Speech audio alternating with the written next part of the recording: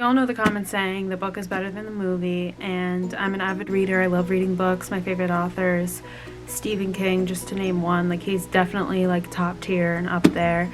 So I kind of wanted to do, like, I guess a series of where I compare the books to their movies, and not so much like comparing them because I want to figure out which one's better, but mainly talking about the major differences that I've seen in the films compared to the movies, and if it was necessary for the directors or whoever to change what happened in the movie and make it different than what happened in the book, because I know sometimes production costs make it impossible to like include something that was in the book.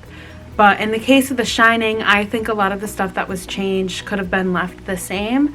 And before I go any further, there are going to be spoilers, but Stephen King would agree with me when saying that The Shining could have been made a little bit better.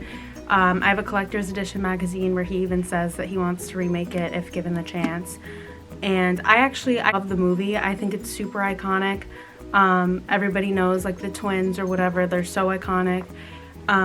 So not to like shoot it down or anything, but the book, like, I was amazed when I read the book. Also, I don't think that you have to read books before you watch the movie. Like, I've seen a lot of movies before I read the book, and I actually prefer doing that because I find when I read a book and then watch a movie afterwards, I'm like greatly disappointed in the movie, and it kind of like takes away the enjoyment you get from watching a movie about a book or whatever. So I like to watch them and read them as their own separate entities sometimes. And I don't really think like movies ruin things because there's so much extra detail in books. So to start with The Shining, I guess we'll start with the iconic twins. They actually don't haunt the hallways in the book. They are mentioned because the other like keeper of the hotel before, like, yes, he killed his two daughters. I actually don't even know if they're twins. I can't quite remember. They might just be sisters close in age and they're dressed the same. But they are mentioned in the book, but they don't haunt the hallways. When Danny's riding his little tricycle or whatever around, he's actually seeing even more grotesque things that are haunting the hallways that I'm not even sure how you would make that in a movie without it looking super corny. One of the most disappointing things in the book that I love from the movie and that most people love is the "here's Johnny" part when Jack is chasing Wendy into the bathroom. That part happens in the book, and I remember getting to it and I was like so excited because it's deeper into the book, and I was like, I wonder when that part's gonna be, and I get to it and I'm waiting, and then he doesn't say it, and I was like, wow, that's so tragic. Like, that's super iconic from the movie, and I love it, and I think it's a great scene, and it makes for a great meme too sometimes. So that was like a little disappointing, so kudos to the writer of the movie for adding that line in there. He just kind of like, he's saying really mean things to her in the book, but he never says "here's Johnny" when he asks, "is the door open?" In the movie, the black guy, his name's Dick, he also has The Shining. He dies in the movie because I don't know if they shoot him or they axe him in the movie, but in the book he gets axed, but he lives.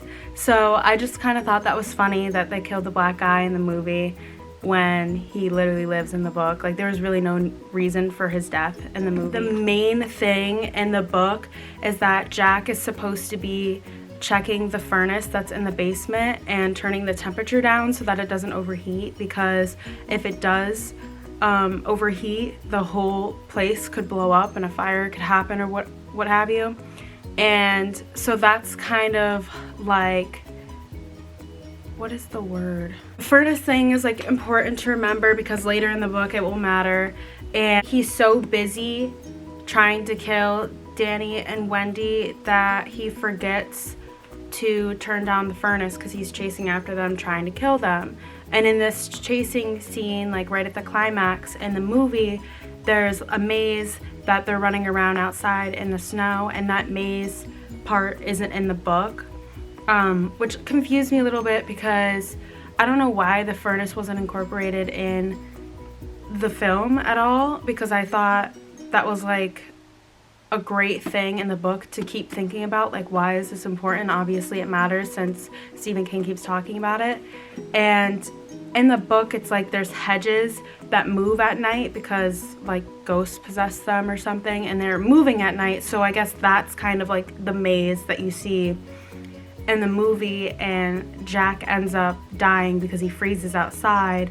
Contrastly, in the book, because he doesn't turn the temperature down with the furnace, the whole hotel blows up, and the shed next to it that is harboring like all the spirits from the hotel also blows up. And that's actually like how the book ends. And Wendy and Jack go away with Dick, and they're at a hotel, like the scene ends, and they kind of just go their separate ways. And I have not read the sequel yet, which I have to get to, but I have a ton of books that I want to read. Overall, like, the movie is obviously iconic, and I loved it. I obviously watched it before I got to read the book, so I liked it for what it was. And then when I was reading the book, I was like, why was some of this stuff changed? It didn't make sense to me.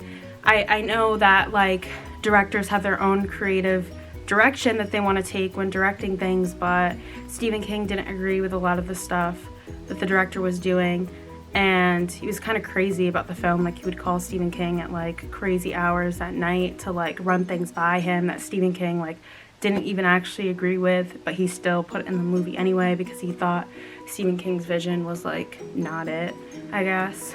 But the next book I want to do and movie is It.